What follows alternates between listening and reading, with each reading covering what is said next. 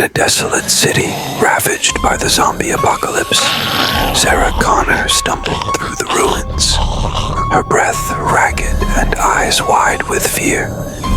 The once bustling streets were now silent, save for the distant groans of the undead. She clutched a worn-out photograph of her family, a reminder of a world long lost. As night fell, Sarah took refuge in an abandoned bookstore, its shelves eerily lined with dust-covered volumes. The dim light from her flashlight flickered, casting long shadows that danced on the walls. Her heart raced as she heard the unmistakable shuffle of feet, slow and methodical, approaching from outside. Desperate, she barricaded the door with a heavy bookcase. Her hands trembled as she tried to steady her breath, but the noise grew louder. A hollow thud shook the door, and the once silent bookstore was filled with the guttural moans of the approaching zombies. As the door finally splintered under the relentless assault, Sarah braced herself for the inevitable. The zombies poured into the bookstore like a relentless tide, their rotting forms illuminated by the flickering flashlight.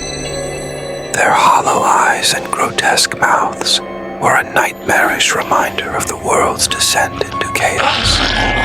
Sarah's mind raced, searching for any means of escape.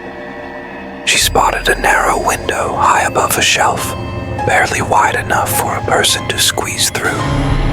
With a surge of adrenaline, she climbed the precarious stack of books, her fingers scraping against the rough, dust-covered spines.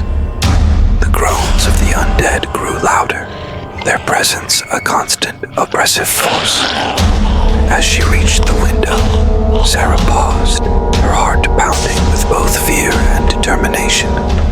She took one last look at the room, the shadows of the approaching zombies stretching out like dark fingers.